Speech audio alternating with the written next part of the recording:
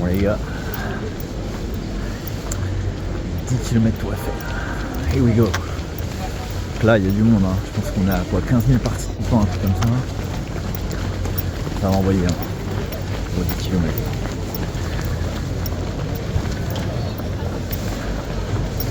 Alors je vais m'échauffer. C'est parti. You don't know me, son. Get it. 18. You don't know me, son. Get it. You don't know 19. me, son. Yeah. 20. You got You some don't know more me, in you. son. 21. Yeah. Get it again. Come on. We want to see it. Good. 22. Who's gonna carry the boats and the walls? That's you, buddy. Come on. 23.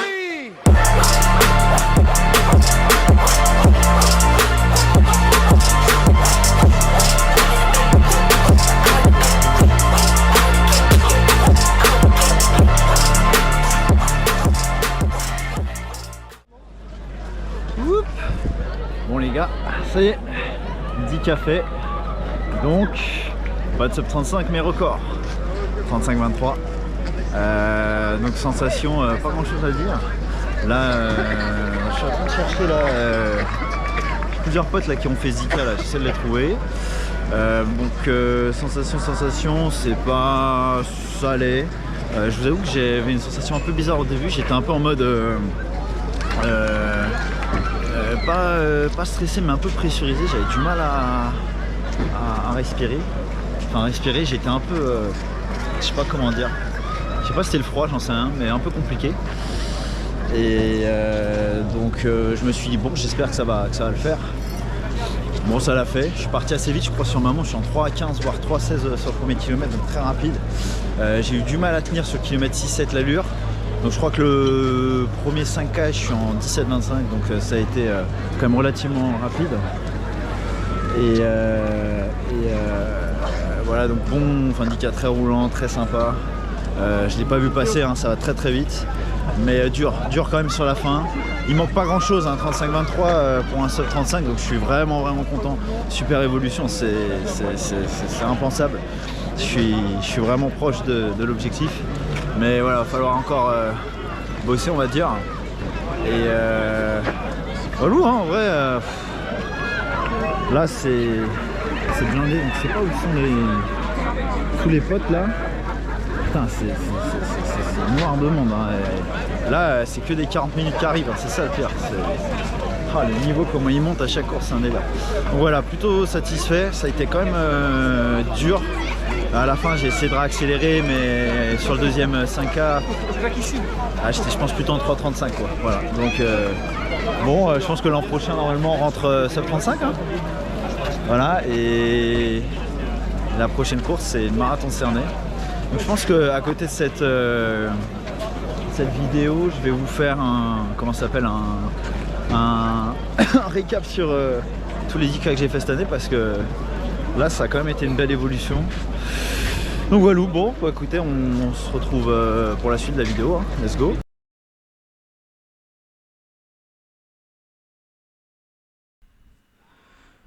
Bonjour à tous, alors aujourd'hui on se retrouve pour une vidéo un peu particulière. On va voir mon évolution sur 10 km, donc de mars 2023 à décembre 2024. Donc j'ai essayé d'améliorer un peu le format là, en mettant à la fois une vidéo avec ma GoPro et du coup en enregistrant aussi mon écran. Comme ça vous allez pouvoir voir à la fois la petite présentation que je vous ai faite et bah, ça va ajouter un peu de dynamisme du coup à la vidéo. Donc c'est parti. Donc vous voyez, on est sur une tranche de 1 an et 9 mois, presque 2 ans. Mais voilà, en fait, ce que je trouve de fou, c'est que quand je vois les temps de 50 minutes à 35 minutes, en moins de 2 ans, je me dis, est-ce que j'aurais cru, il y a, on va dire, quasiment 2 ans, que ça aurait été possible de descendre autant? À la fois oui et à la fois non. Parce que sincèrement, je trouve ça assez rapide comme progression. Pour certains, je sais que peut-être ça va pas paraître super impressionnant, mais je pense que pour plusieurs d'entre vous, voilà, vous dites aussi que c'est quand même une progression rapide. Et même moi, pour être très très franc avec vous, vous allez le voir là dans mes précédentes courses, je pense que là on est donc en décembre 2024. Franchement, j'aurais pas cru approcher aussi vite les 35. Car vous allez voir que dans mon évolution, j'ai eu pas mal de moments où j'ai atteint des plafonds de verre et c'est vraiment là-dessus que je veux qu'on creuse la vidéo.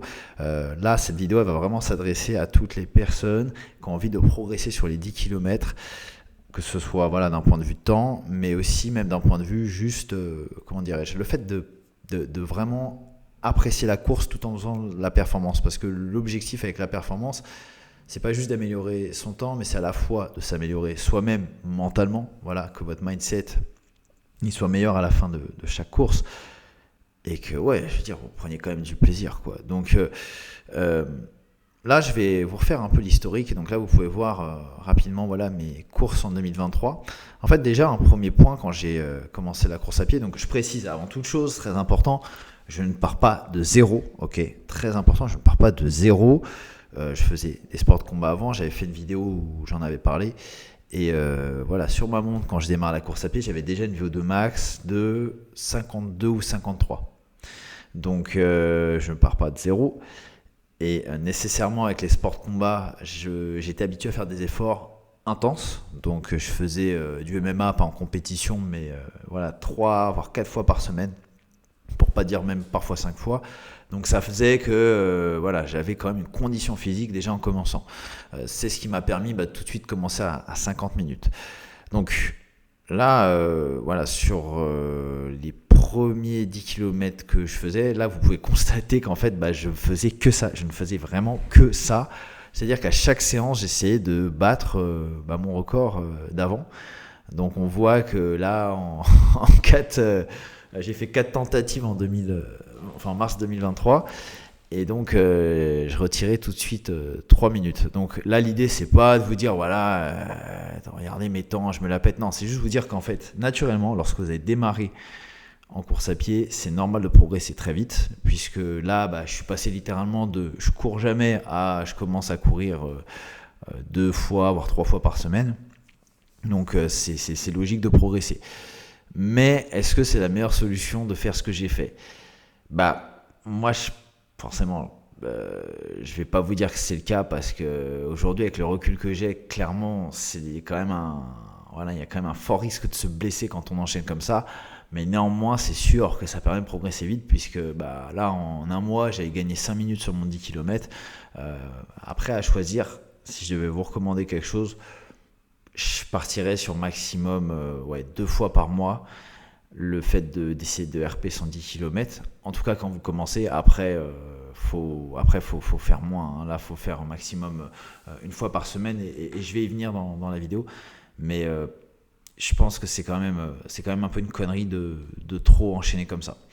Le souci, c'est que je voulais absolument me prouver à ce moment-là que j'étais capable de faire moins de 40 minutes. Donc vous pouvez constater que du coup, ça ne s'est pas fait tout de suite, puisque en fait, en mars, je me disais que peut-être en juin, je sais plus, ou juillet, j'allais être capable de déjà descendre à moins de 40. Donc il se trouve que, comme vous pouvez le constater, ça n'a pas du tout été le cas tout de suite, puisque en fait, le meilleur temps que j'ai fait, ça a été donc en mai, où là, je suis passé d'un 10 km à un autre où j'ai fait sauter 3 minutes. On voit que du 5 mai au 15 mai, j'avais retiré 3 minutes, ce qui était incroyable. Je me souviens ce jour-là, quand j'avais fait un 10 km solo. Donc c'était vraiment solo, tout est solo jusqu'au 5 novembre là. Mais le 15 mai, c'était vraiment une journée... Je me souviens de l'état d'esprit que j'avais le sentiment d'être dopé quand j'ai fait mon 10 km. C'était vraiment incroyable, un état de flow total, je sentais pas la douleur, et je vous souhaite vraiment d'expérimenter ce truc un jour. Mais avec les infos que je vais vous donner, c'est quelque chose que vous allez pouvoir déclencher. Ça demande du travail, ça demande de la maîtrise et de la pratique, mais c'est possible. Bref, pour pas y passer trop longtemps sur cette slide, on voit que globalement, en fait, je commence vraiment la course, je parle de course officielle, le 5 novembre 2023. Donc je le fais en fait avec un 10,5 km. Je pensais que c'était un 10 km normal, mais en fait il se trouve que j'avais pas fait attention. C'est un 10 km et demi. Et donc j'arrive toujours pas en fait à faire moins de 40 minutes à ce moment-là. Alors que là j'avais quand même fait depuis on va dire fin août une vraie préparation. Et c'est pour vous dire que en fait, les 10 km, ça demande, mine de rien, enfin, la progression, elle n'est pas aussi exponentielle que quand on commence. Et c'est quelque chose que j'avais du mal personnellement à accepter au début. Et vous allez voir, du coup, au long de la vidéo, que petit à petit, j'ai accepté de changer mon état d'esprit parce que c'est la base de tout. Lorsque votre état d'esprit n'est pas optimal pour vos résultats mettront plus de temps car vous serez attaché aux résultats. Donc on va revenir sur cet aspect-là, mais voilà, vous pouvez constater que du coup, j'ai une progression qui, je pense, est quand même relativement rapide sur un an. Ça vous montre que c'est possible. Donc pour ceux qui se demandent, voilà, moi j'avais 28 ans quand j'ai commencé la course à pied, enfin 27 et 28. Donc voilà, c'est aussi ça. Voilà, je démarre pas à un âge extrêmement avancé. Je suis pas là pour donner vraiment de faux espoirs ou quoi, mais juste pour vous dire, voilà, c'est possible de progresser rapidement dans la course à pied, mais vous voyez quand même qu'il y a une échelle de temps et que c'est pas d'un mois à l'autre où on fait sauter d'un coup 5 minutes. Voilà. Même si c'est vrai qu'au départ c'était plutôt rapide. Donc bref, je finis l'année 2023 avec un très beau chrono puisque là je suis très en dessous des 40 minutes. C'est mon premier vrai 10 km à la Tour Eiffel et c'est vrai que c'est un 10 km, je me souviens, qui m'avait plu, que j'avais vraiment envoyé, surtout sur le dernier kilomètre. Je me rappelle, je crois que j'avais tourné en 3,36, un truc comme ça. Et je me souviens que j'avais un gars qui m'avait emmené. Et c'est vraiment des souvenirs assez incroyables parce que voilà, quand on démarre et qu'on tourne à 5 minutes au kilomètre, quand tu arrives à lâcher un kilomètre déjà à sous 4 minutes, c'est déjà fou. Mais voilà, là c'était déjà une vraie progression. Et donc vous pouvez aussi constater que j'avais vraiment la niaque à ce moment-là et je voulais absolument passer sous 40 minutes, ce qui s'est fait le 10 novembre. Donc on va rentrer en détail sur la suite. Là c'est vraiment juste pour vous situer un peu le contexte et l'évolution. Donc là voilà, 2024, ça je trouve que c'est vraiment intéressant parce que là c'est un peu plus stabilisé, c'est un peu moins le bazar où je faisais tout dans tous les sens. Et là, néanmoins, voilà, première fois que ça m'arrive, j'ai une blessure au 10K des Champs en février. Donc là, j'avais vraiment les boules. Et donc, forcément, à ce moment-là, je sais que ma progression a été un peu restreinte. Puisque, en fait, là, je ne les ai pas mentionnés, mais en mars-avril, du coup, j'avais fait le semi et le marathon de Paris. Du coup, la préparation adaptée à ces courses-là n'était pas la même que pour les 10K. Et c'est en fait le 28 avril que je reprends les 10 km avec le 10K Bois de Boulogne. Donc là, je voulais absolument faire moins de 38. C'était mon objectif qui me tenait à cœur. Et vous pouvez constater que le 26 mai, le 2 juin, le 16 juin, j'essaye de le battre puisque je ne le bats pas le 28 avril. Impossible. J'ai un plafond de verre. Ça ne veut pas passer. C'était vraiment frustrant, je ne vais pas vous mentir, mais je n'y arrivais pas. Je pense que j'avais un attachement au résultat qui était trop grand et à la fois que physiquement, je pense que mon corps s'était pas encore adapté. Je faisais aussi des erreurs, je pense, d'affûtage. D'ailleurs, on va en parler. J'ai pas mal de choses à vous dire. Ça fait plusieurs sujets dont je vous dis qu'on va parler, mais j'ai vraiment pas mal de choses à aborder sur ces 10 km. Mine de rien, il y a plein de petits aspects qui peuvent faire que vous changez complètement la donne sur votre course. Enfin, donc voilà, vous voyez l'évolution. Donc je bloque littéralement sur un mois et demi, du 28 avril au 16 juin. Je fais 4-10 km et vous voyez que ça passe pas. Donc voilà, c'est pas parce qu'on fait plus que nécessairement on va faire mieux. C'est vraiment une chose à retenir. Du coup, pendant l'été, je ne fais pas de course, donc j'ai pas de 10 km ou quoi, j'ai pas de marathon, pas de semi, et il y a un moment donné où je vais même faire une coupure. Donc la coupure annuelle d'une dizaine de jours, ça c'est vraiment une nécessité. Franchement, pour tous ceux qui regardent la vidéo, si vous bornez dans l'année, faites une coupure à un moment donné. Votre corps va vous remercier, votre mental va vous remercier également. En fait, tout votre être va vous remercier, je vous assure. Du coup, on revient donc sur les courses. Alors, la première course, je ne l'ai pas mentionnée. C'est le Paris-Versailles, mais j'avais pas fait de RP dessus à ce moment-là. Mais alors j'avais même fait le marathon de Tours donc en septembre et un Paris-Versailles fin septembre. Je ne les précise pas parce qu'ils ne rentrent pas dans l'équation. Mais j'avais quand même fait ces courses-là. Et donc 3 semaines après Paris-Versailles, je fais le 20 km de Paris. Et là, je vous avoue que quelque chose se passe d'incroyable pour moi. C'est que je RP mon 10K sur le 20 km. Alors c'est un 20 km qui est extrêmement roulant pour tous ceux qui l'ont fait. Vous savez de quoi je parle. Mais néanmoins, je fais sauter 1 minute 9 par rapport à mon RP. Et là, je me dis, wow, quand même, c'est un truc de dingue. Je me dis, c'est pas possible. J'aurais jamais imaginé que ce soit possible. Faire un tel RP sur un 10 km, c'est démesuré. Mais c'est non officiel. Donc, du coup, vient la question de, mais qu'est-ce que je vais faire sur mon prochain 10 km? Et là, on a le 10 km au Cap Paris qui arrive. Donc entre-temps, entre le 20K et le 10 km de Paris, j'ai eu le marathon de Nice qui était le 3 novembre. Donc le 3 novembre, du coup je fais le marathon de Nice, voilà, je pense que pour ceux qui ont vu la vidéo, vous savez déjà, je vais pas rentrer dans le détail, mais nécessairement après un marathon, il a fallu que je récupère un peu. Donc j'ai pas eu une préparation qui a été optimale pour ce 10 km, mais néanmoins, j'ai réussi à l'attaquer comme il faut. Alors par contre, j'étais un petit peu blessé, c'est-à-dire que j'avais une inflammation sur le pied droit. Donc j'y suis allé avec de l'ibuprofène et bon c'est quand même passé. Mais voilà, c'est vrai que j'ai eu mal au pied pendant 2-3 jours après. Donc j'arrive quand même du coup à faire un temps incroyable puisque je retire donc officiellement 2 minutes 30 quasiment à mon chrono grâce aux 10 km au Cap Paris. Et quand on regarde, on est sur une échelle de... je sais pas, de novembre à juin, ça fait quoi? Ça fait 5 mois, quelque chose comme ça, 5-6 mois 4, 11, 6-7 mois peut-être par rapport à avril, ce qui est vraiment fou. Je me dis, mais en 6 mois, retirer 2-3 minutes au chrono, c'est là qu'on voit qu'en fait, on sous-estime vraiment ce qu'on peut faire sur le long terme.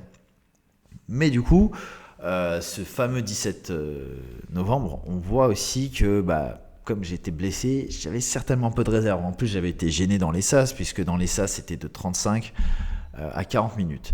Et donc là, récemment, vient le 10 km de la Tour Eiffel, et là, 35-23. Là, je vous avoue que je voulais faire mieux que le 10 km au Cap Paris. Je voulais essayer de toucher le sub 35, mais il m'a manqué quand même quelque chose. Il m'a pas manqué grand-chose, mais il m'en a manqué un peu.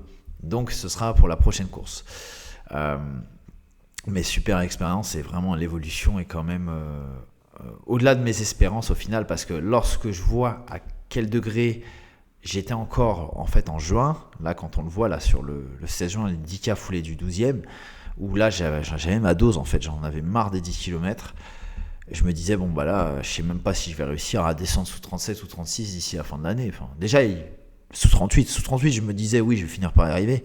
Mais 37, je me disais pas, je vais aller le RP comme ça. Du coup, on va venir un peu sur tous les aspects et les leçons que je tire de ces 10 km, parce qu'encore une fois, le but c'est que vous puissiez, vous, en bénéficier. Hein. C'est pas, je suis pas là pour vous dire je suis meilleur ou quoi. De toute façon, avant toute chose, avant de vous partager quoi que ce soit, je tiens quand même à préciser qu'on trouve toujours quelqu'un qui fait mieux que soi en course à pied. Donc ça sert à rien d'avoir de l'ego ou quoi. Peu importe les courses, tu peux être le meilleur dans la course de ton village. Tu fais une course, là je pense à la corrida de Houille où tu as 60% des mecs qui sont sub 35. Bon voilà, hein. Faut rester humble devant les résultats et avoir une certaine humilité, parce que de toute façon on est meilleur que soi-même, mais c'est déjà très bien, plutôt que de chercher à être nécessairement le meilleur comparément aux autres. Alors, juste pour revenir du coup sur l'évolution. Donc, l'évolution sur les 10 km, c'est vrai pour tout en course à pied, mais c'est pas linéaire, c'est en escalier. Comme vous avez pu constater, moi, sur l'année 2024, on voit que je passe de littéralement 38 minutes à 35 minutes. Mais ça s'est pas fait sur un claquement de doigts, comme vous avez pu le voir, et c'est vraiment quelque chose qu'il faut garder à l'esprit continuellement. Sinon, on est frustré, on se met une pression de fou et on n'arrive pas à performer et on n'arrive pas à être satisfait de soi. Donc, vraiment ne pas sous-estimer ce que l'on peut faire sur un an. Même 6 mois, je ne l'ai pas précisé, mais 6 mois, un an, on peut vraiment évoluer de dingue. Par contre, on a tendance à surestimer sa progression sur 1 mois, 2 mois, 3 mois. Et ça, c'est parce qu'on est conditionné à tout avoir trop vite. Et on a tendance à ne pas accepter que les choses, d'un point de vue physique, prennent du temps parce que le corps doit s'adapter. Il faut que l'esprit aussi soit relâché, détaché. Il y a vraiment tout un écosystème à respecter. Et je parle de l'écosystème de soi, qu'il soit spirituel, mental, physique, pour vraiment évoluer. Et voilà, ça fait qu'on a une progression qui est peut-être rapide quand on commence, mais qui se stabilise ensuite. Peut-être que vous faites ça au départ, après ça se stabilise, puis d'un coup, hop, vous passez un palier. Il faut accepter que on a des plafonds de verre, ou des plateaux si vous préférez, et ces plafonds de verre, ils sont normaux parce que le corps et l'esprit doivent s'adapter. Se détacher du résultat, c'est peut-être la plus grande clé que vous pouvez tirer de cette vidéo, et je vous assure, peut-être que vous en foutez, peut-être que ça ne vous parle pas, je vous garantis. Le détachement, c'est l'énergie secrète pour réussir tout ce que vous voulez dans votre vie. Dès que vous êtes trop attaché à un résultat, ce résultat, cet objectif, cette personne après qui vous courez, que ce soit vous ou une autre, elle va vous fuir. Ça va vous fuir. C'est aussi simple que ça. Énergétiquement, les choses que l'on essaye de prendre et d'attirer, c'est même pas d'attirer, mais de saisir, de ramener à soi, ont tendance à nous fuir et à se dérober de nos mains.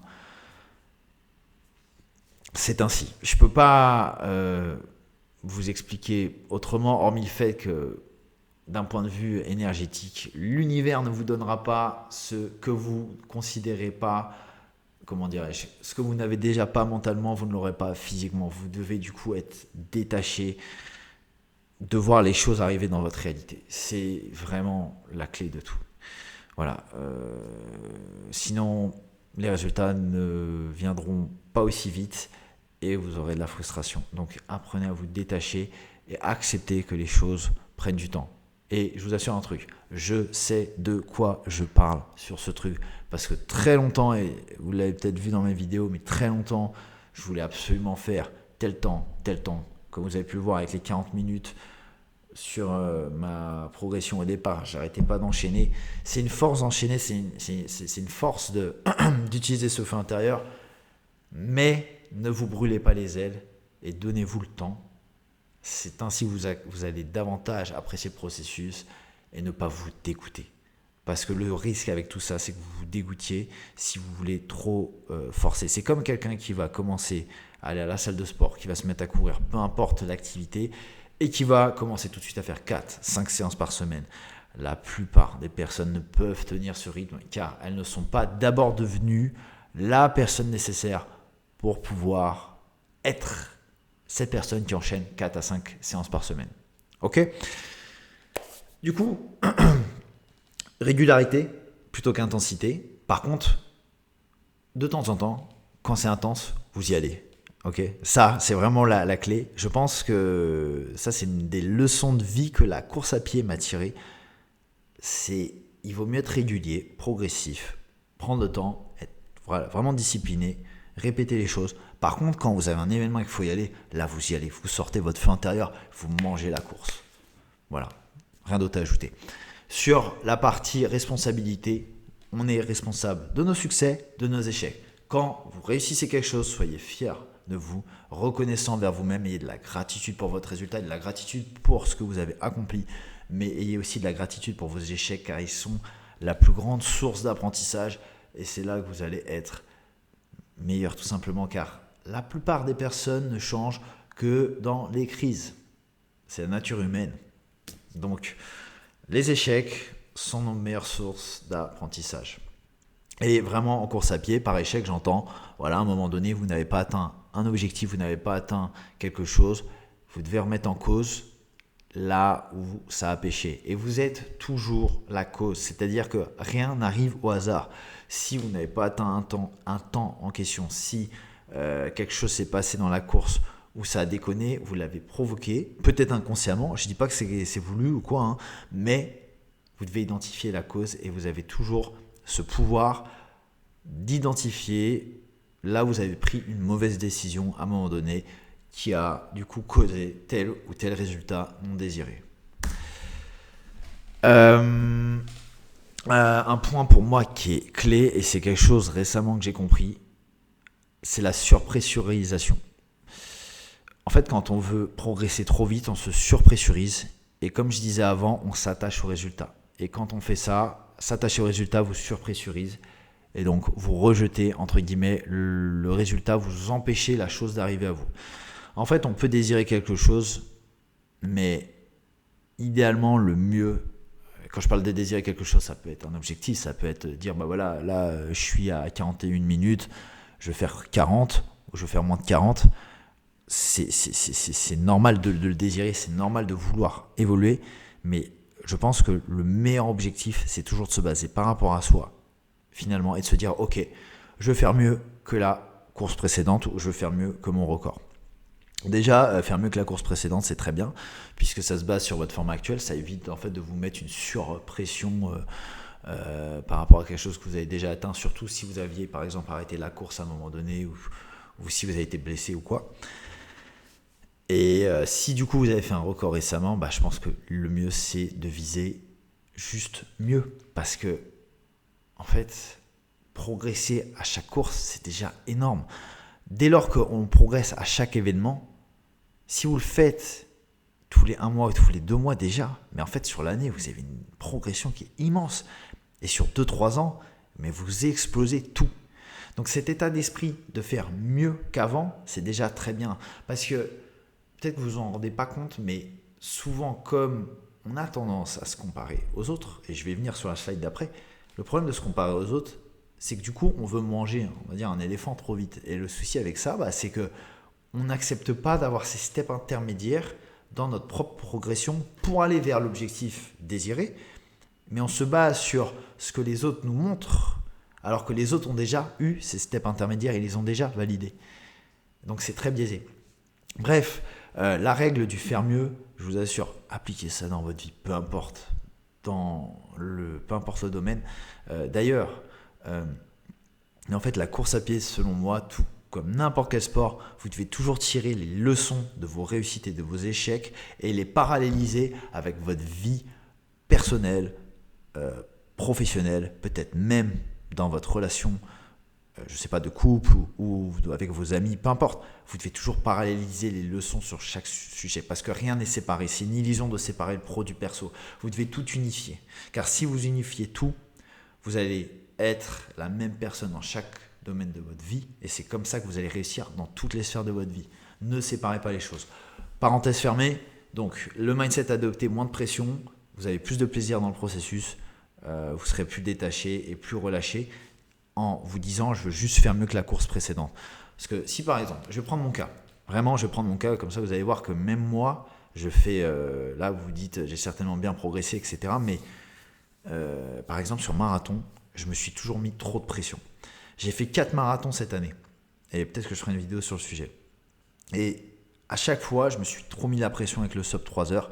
Et je pense que le sub 3 heures, en fait, à chaque fois où j'ai couru mon marathon, il était trop loin de moi. C'est-à-dire que, par exemple, quand j'avais fait 3h09 à Tours, bah, vous disiez moins de 3 heures. Je ne dis pas que ce n'est pas possible. Mais à 2 mois d'intervalle, c'était déjà trop compliqué. Donc, vous voyez, je dis ça parce qu'après à Nice j'avais fait 3h11. Il faut que je précise parce que c'est vrai que là j'ai pas les slides et les temps, mais il faut vraiment y aller progressif et essayer déjà de faire mieux que la course d'avant. C'est vraiment la leçon, le meilleur conseil que je peux vous donner à ce niveau-là. Donc pour vous comparer aux autres, c'est pertinent uniquement si ça vous inspire. Et comme on est constamment exposé au temps des autres, aux performances des autres, à la vie des autres aujourd'hui avec les réseaux sociaux, avec Strava, vous devez vous blinder par rapport à ça parce que sinon, vous allez faire des erreurs. Je pense que c'est très vrai pour ceux qui démarrent parce qu'après, bon, une fois qu'on fait son chemin, qu'on fait ses records, on a tendance forcément à être un peu plus détaché. Mais très important, je pense que faut vraiment pas se comparer aux autres si ça ne vous sert pas. Parce qu'en réalité, voilà, vous pouvez le constater, vous le savez très probablement déjà, mais on n'a pas la même masse, on n'a pas le même passé sportif, pas la même génétique, pas le même âge. Il y en a, ça va faire 5 ans qu'ils courent, d'autres ça fait 6 mois. Donc pourquoi se comparer? Je veux dire, ça ne sert à rien. On ne part pas tous du même départ. La seule chose qui compte, c'est votre propre évolution. C'est bien plus impressionnant pour quelqu'un, par exemple, qui commence à courir, qui fait 1h10, 1h15 aux 10 km et qui passe, je ne sais pas, même à 50 minutes, 45 minutes, que quelqu'un qui démarque à des facilités, même comme moi, sincèrement. Je veux dire, moi, j'ai quand même, je pense, des facilités. Ce serait vous mentir de vous dire que j'en avais pas. Je pense que c'est même plus impressionnant quelqu'un qui fait 1h15 et qui passe à 45 voire 40 minutes que même moi qui passe, je sais pas, de 50 à 35. Vraiment, je veux dire, votre évolution, elle est vraiment propre à vous-même. Et ça, c'est vraiment important de ne pas l'oublier. Regardez toujours d'où vous partez. C'est vraiment la clé pour pas être dégoûté, pour pas être frustré et pas vous dire, pas avoir cette envie, voire cette jalousie envers les autres runners. Ça sert à rien d'avoir de la jalousie envers les autres. À la limite, si ça vous inspire à faire mieux, ok, nickel. Par contre, si ça vous donne un sentiment de jalousie, d'envie envers les autres, ça va juste vous ronger de l'intérieur en fait. Acceptez qu'il y ait d'autres personnes qui partent avec un meilleur bagage.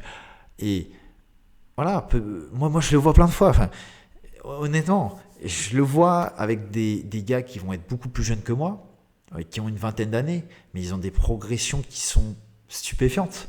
Ils ont une meilleure VO2 max parce que leur VO2 max, naturellement, elle est encore en augmentation pour certains. Et je veux dire, ils rentrent des temps sans faire beaucoup de volume, etc. Mais ok, tant mieux pour eux. Je veux dire, moi je suis content. Je me dis, ouais, en fait, c'est possible. Si j'avais su, peut-être que je me serais mis, entre guillemets, à la course à pied plus tôt. Bon, même si du coup, moi j'étais. Je pensais que j'étais blessé, donc je pouvais pas, entre guillemets. Mais non, il faut toujours se dire, ok, c'est cool, ça prouve que c'est possible et que, en fait, on se met des barrières mentales. Et de toute façon, voilà, ça c'est vraiment aussi un message important. Le temps passe extrêmement vite. Et ça, vous allez le voir avec l'âge, surtout si vous êtes plus jeune que moi. Pour ceux qui sont plus âgés que moi, je pense que vous ne démentirez pas. Mais le fait de pas se dire, voilà, il faut que j'atteigne tel objectif en 1 mois ou 2 mois nécessairement. Et j'accepte de le mettre, on va dire, sur 6 mois, voire 1 an. C'est vraiment un signe de maturité et de sagesse parce qu'en réalité, 1 an, ça passe extrêmement vite. Et en fait, en 1 an, on peut tellement progresser que c'est important de se dire, chaque petite victoire, je vais la savourer. De toute façon, 1 victoire, 2 victoires, 3 victoires, même si elles sont petites, cumulées en fait sur l'année, ça commence à faire effet boule de neige et vous avez un effet qui devient exponentiel.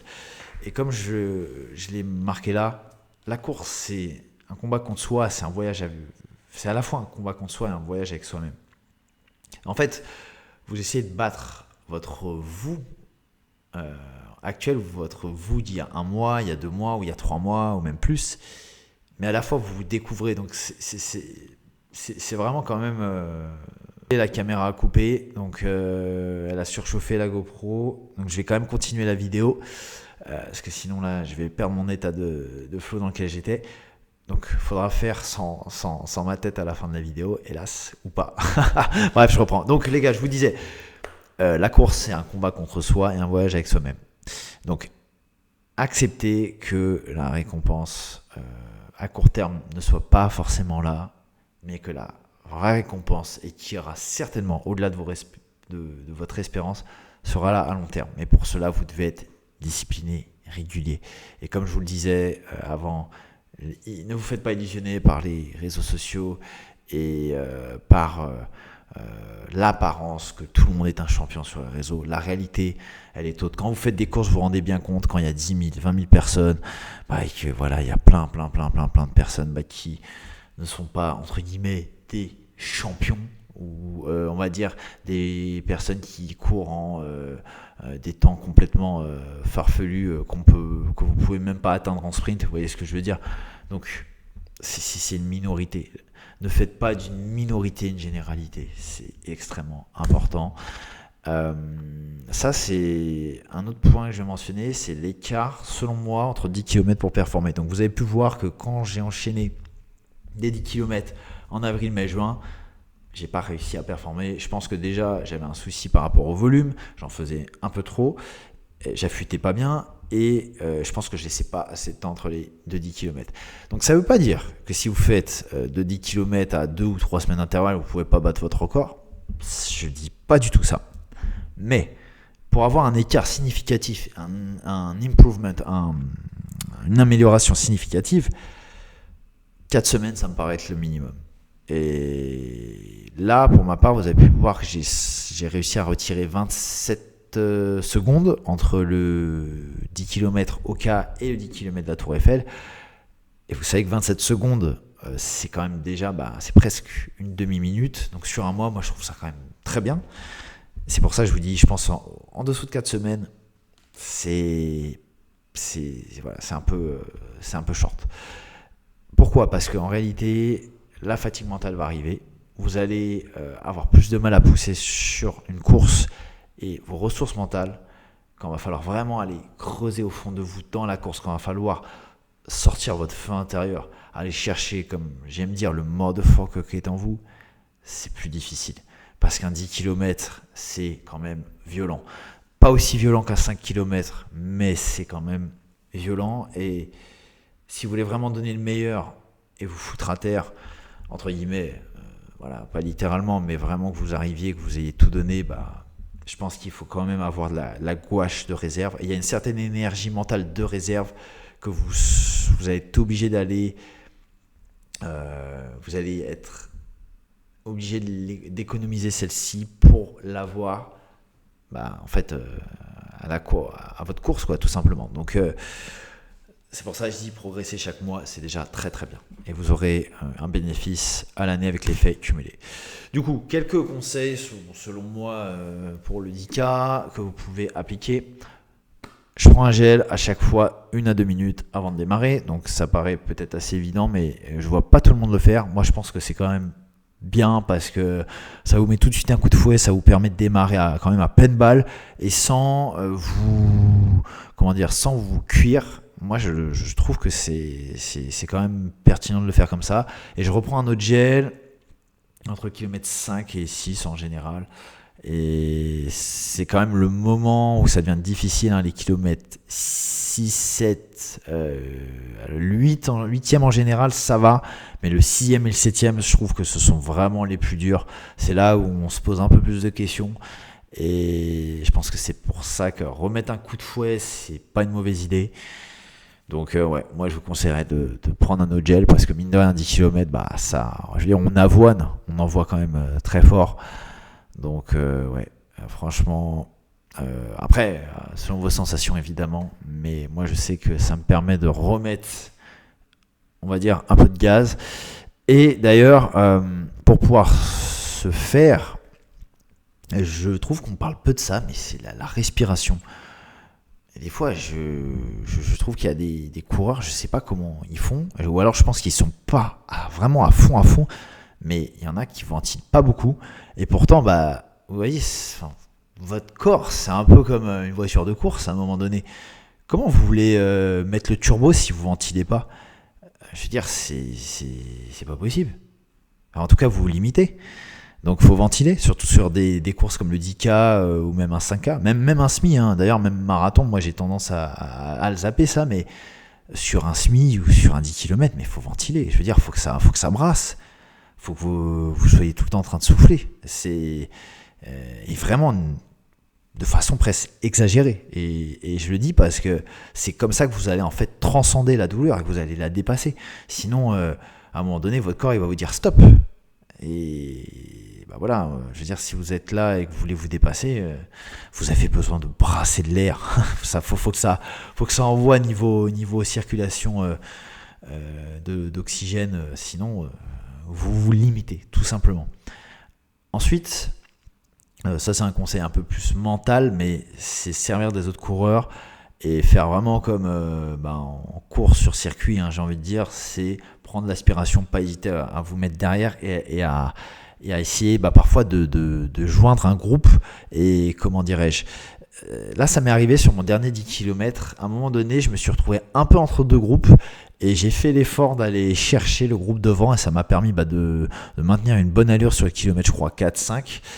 Et voilà, je pense que c'est vraiment se servir de tout ce qu'il y a dans votre environnement pour avancer. Donc j'ai pas mentionné, il y a le public aussi, ça va de soi, souvent ça nous fait une décharge un peu d'adrénaline. Il faut faire attention à pas se faire submerger par celle-ci quand même, pour pas se cramer et pas que le cardio explose. Mais ouais, vraiment se servir du public, c'est très important. Voilà, je pense que ça se fait assez naturellement.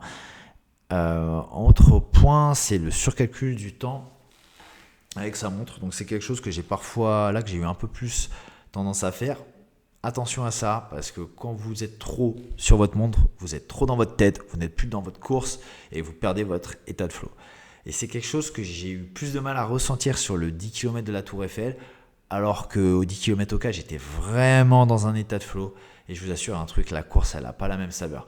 Pour vous donner un exemple, au 10 km au cas, au kilomètre 4, je pensais que j'étais au kilomètre 3 et je n'avais toujours pas regardé ma montre.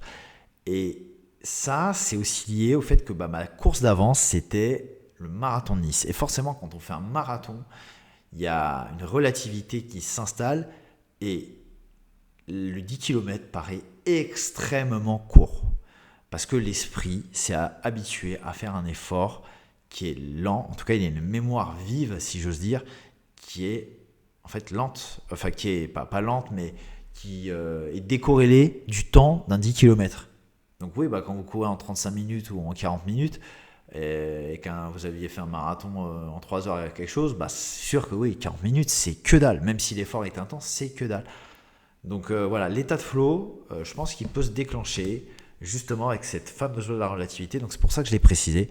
Franchement, si vous pouvez faire de temps en temps, peut-être 2 semaines avant un 10K, une semaine, c'est peut-être un peu court quand même. Moi, c'est ce que j'avais fait là parce que j'ai mon prochain marathon est le 5 janvier. Donc c'est à Cernay-la-Ville, premier marathon de l'année. Souhaitez-moi bonne chance. Bref, je reviens sur ce que je disais. 25 ou 30 km allure marathon ou un petit peu moins, pas forcément marathon. D'ailleurs, j'ai mis allure marathon, mais ça peut être fractionné. Ça peut être, je sais pas, j'en sais rien, 5 fois 2 km dans une sortie longue de 25 km. L'idée, c'est de vous donner ce sentiment que le 10 km est court en faisant du volume et de la durée. Voilà, ça je pense que c'est vraiment un truc qui peut vraiment, vraiment, vraiment vous aider mentalement. Et d'ailleurs, on le voit, les trailers qui sont habitués à faire de très longs ultras, quand ils viennent sur marathon ou même qu'ils ont fait un Ironman, ça paraît facile, puisque l'échelle de temps elle est complètement différente. Donc 3 heures, ça paraît rien. Petit tip aussi, c'est de faire une routine pré-course le matin. Pour ma part, moi j'ai vraiment une routine préétablie chaque matin maintenant. Donc littéralement, la première chose que je fais chaque matin, je me lève, je fais un petit workout de 20 minutes, donc très léger. Là, je vais faire par exemple des squats, des burpees, mais léger, vraiment léger, j'insiste. Je fais pas du tout ça pour cramer des calories, c'est vraiment juste pour mettre mon corps en mouvement. Je fais ça 20 minutes quand je me lève. Je prends ensuite une douche froide, littéralement, parce que je suis chaud et ça me permet tout de suite d'être vraiment stimulé. Pour info, je me lève à peu près, 3 heures en général avant la course, 3h30 max. Et donc après après le workout, après la douche, je prends un petit déjeuner en général de 200-300 calories max. Et derrière, je médite. Et quand je médite, je cherche à me connecter à mon moi supérieur, mon moi infini. Le but de ça, c'est de me mettre dans l'émotion et dans le mood maximum pour, être le plus haut énergétiquement possible.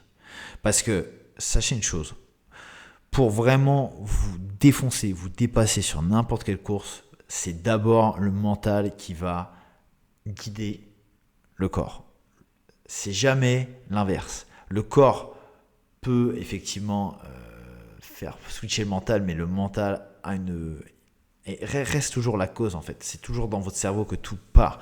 Donc, si vous conditionnez comme il faut votre esprit, c'est comme ça que vous allez pouvoir vraiment vous dépasser et aller au-delà de la douleur. Voilà, donc après cela, donc une fois que j'ai fait cette méditation, bon bah voilà, je fais tout le tralala, les toilettes, etc. Et après, bah, je prends un peu de temps pour moi et puis bah, quand l'heure arrive de bouger, je bouge. J'essaie de ne pas arriver trop tôt à la course parce que je trouve que ça sert pas à grand chose. Je suis pas fan de perdre beaucoup de temps. Après, ça c'est vraiment personnel, je pense que c'est propre à chacun. Moi, j'aime bien arriver, poser mes affaires au vestiaire, boum, je me mets tout de suite dans l'échauffement, je perds pas de temps parce que bah voilà, après.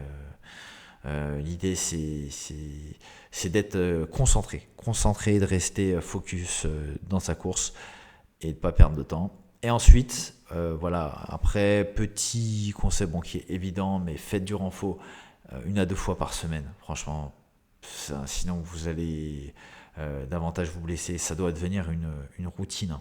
Et surtout, faites, je pense, des étirements. Vous n'avez pas besoin d'être ultra souple, mais étirement et mobilité, je pense que sans ça, vous augmentez votre risque de blessure par 2, voire 3. Donc moi, depuis que je fais renfort et étirement, je me blesse quasiment plus. Et franchement, ça change la vie. Donc voilà, écoutez, j'ai essayé d'être le plus transparent, le plus objectif possible sur cette évolution de 10 km. Je pense que la vidéo va être un peu longue, donc j'espère que ce sera pas trop long. J'espère que vous aurez pu tenir le rythme, mais que vous aurez appris des trucs ou au moins tiré un ou 2 tips qui vous permettront de vous améliorer. Surtout, voilà, vous pouvez vraiment constater que c'est à la fois, l'évolution, elle peut être rapide, mais elle est progressive. Et elle est rapide si on se base sur des échelles d'années, c'est-à-dire sur 1 an ou 2 ans, ça peut aller très vite. Mais il faut accepter que sur 2-3 mois, parfois les choses bloquent. On a des plafonds, c'est pas évident. Et voilà, ne pas se comparer, rester concentré sur soi, accepter de continuer à travailler même quand le résultat n'est pas là tout de suite. Et voilà, après c'est vraiment un style de vie. Et je vous assure que si vous restez discipliné, que vous travaillez à la fois votre vitesse, que vous faites des runs d'endurance, que vous bossez un peu en spécifique, si vous faites ces 3 choses-là et qu'à côté de ça, vous avez le bon état d'esprit, que vous vous remettez en question à chaque fois que quelque chose ne va pas et vous analysez les causes aussi de vos succès, vous allez toujours progresser. Et c'est vrai à la fois dans le running, mais à la fois dans tous les domaines de votre vie. Voilà, bon les gars, en tout cas, ça a été un plaisir pour moi de faire cette vidéo. C'est vraiment fait comme ça, on va dire, un peu dans un état, j'allais dire, de flow, un peu spontané. Et voilà, écoutez, on se retrouve pour la prochaine vidéo très très vite. Ciao, ciao.